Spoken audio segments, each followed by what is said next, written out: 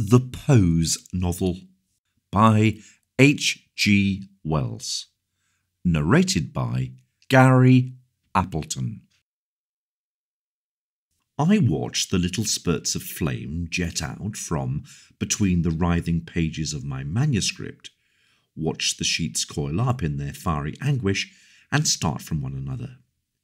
I helped the fire to the very victuals of the mass by poking the brittle heap, and at last the sacrifice was over. The flames turned from pink to blue and died out. The red glow gave place to black. Little luminous red streaks coiled around the charred sheets and vanished at the margins, and only the ashes of my inspiration remained. The ink was a lustrous black on the dull blackness of the burnt paper. I could still read this much of my indiscretion remaining. He smiled at them all and said nothing. "Fool," I said, and stirred the crackling mass into a featureless heap of black scraps. Then, with my chin on my fists and elbows on knees, I stared at the end of my labours. I suppose, after all, there has been some profit out of the thing. Satan finds some mischief still for idle hands to do, and one may well thank heaven it was only a novel. Still, it means many days out of my life, and I would be glad to find some positive benefit accruing. Clearly, in the first place, I have eased my mind of some execrable English. I am cleaner now by some dozen faulty phrases that I committed and saw afterwards in all the nakedness of typewriting. Thank heaven for typewriting. Were it not for that, this thing had gone to the scoffing of some publisher's reader, and another had known my shame. And I shall not write another Poe's novel. I am inclined to think these Poe's novels the wild oats of authorship. We sit down in the heyday of our youth to write the masterpiece. Obviously, it must be a novel about a man and a woman, and something as splendid as we can conceive of in that way. We look about us. We do not go far for perfection. One of the brace holds the pen, and the other is inside his or her head, and so off to the willing pen. Only a few years ago we went slashing among the poppies with a walking stick, and we said boldly and openly, Harolds and Hectors, slaying our thousands. Now, of course, we are grown up to self-respect, and must needs to be a little disingenuous about it. But as the story unfolds, there is no mistaking the likeness in spite of the transfiguration. This bold, decided man, who performs such deeds of daring-do in the noisome slum, knocks down the burly wife-beater, rescues an unmistakable Miss Clapton from the knife of Lascar, and is all the while cultivating a virtuous consumption that stretches him on an edifying, pathetic, and altogether beautiful deathbed in the last chapter. My dear authorling, cry, my friends, we hear the speak of that little voice of yours in every word he utters. Is that what you aspire to be? That twopence-coloured edition of yourself? Heaven defend you from your desires. Yes, there was a singular fascination in writing the book.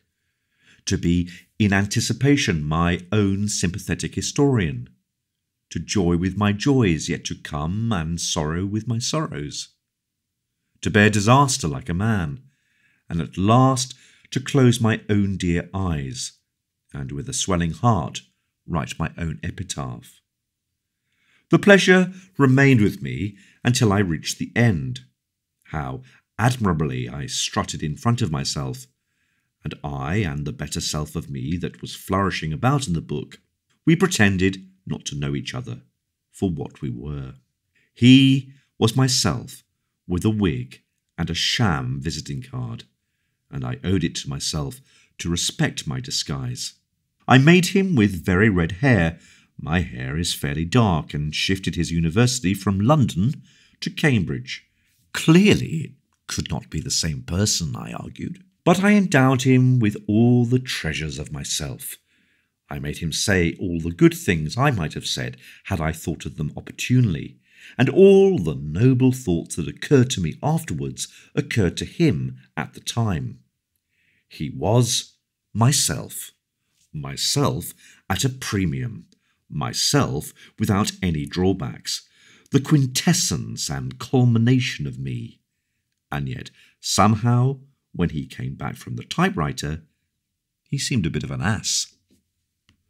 Probably every tadpole author writes a pose novel. At least I hope so, for the sake of my self-respect. Most, after my fashion, burn the thing, or benevolent publishers lose it. It is an ill thing if by some accident the tadpole tale survives the tadpole stage. The authoress does the feminine equivalent, but I should judge either that she did it more abundantly, or else that she burned less. Has she never swept past you with a scornful look, disdained you in all the pride of her beauty, ripped laughter at you, or amazed you with her artless girlishness? And even after the early stages, some of the trick may survive, unless I read books with malice instead of charity. I must confess, though, that I have a weakness for finding mine author among his puppets. I conceive him always taking the best parts, like an actor-manager or a little boy playing with his sisters. I do not read many novels with sincere belief, and I like to get such entertainment from them as I can, so that these artless little self-revelations are very sweet and precious to me among all the lay figures, tragedy and comedy. Since the deception is transparent, I make the most of the transparency, and love to see the clumsy fingers on the strings of the marionettes. And this will be none the less pleasant now that I have so narrowly escaped giving this entertainment to others. I suppose this stage is a necessary one. We begin with ignorance and the imagination, the material of the pose novel.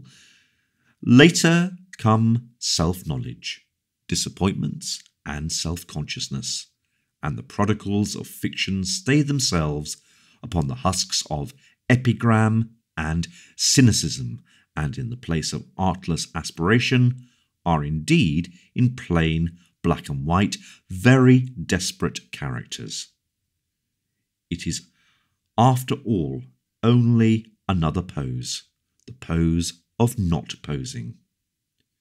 We, the common clay of the world of letters, must needs write in this way because we cannot forget our foolish little selves in our work. But some few there are who sit as gods above their private universes and write without passion or vanity. At least, so I have been told.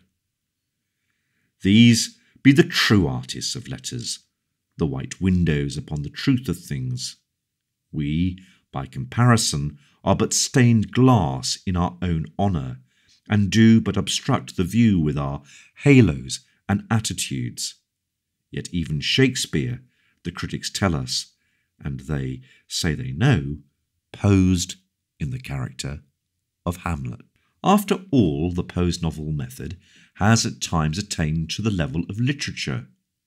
Charlotte Bronte might possibly have found no other topic had she disdained the plain little woman with a shrewish tongue. And where had Charles Kingsley been if the vision of a curate rampant had not rejoiced his heart? Still, I am not sorry that this novel is burned. Even now it was ridiculous, and the time might have come when this book, full of high, if foolish aims, and the vain, vast promise of well-meaning youth, had been too keen a reproach to be endured. 3 volumes of good intentions. It is too much. There was more than a novel burning just now. After this, I shall be in a position to take a humorous view of life.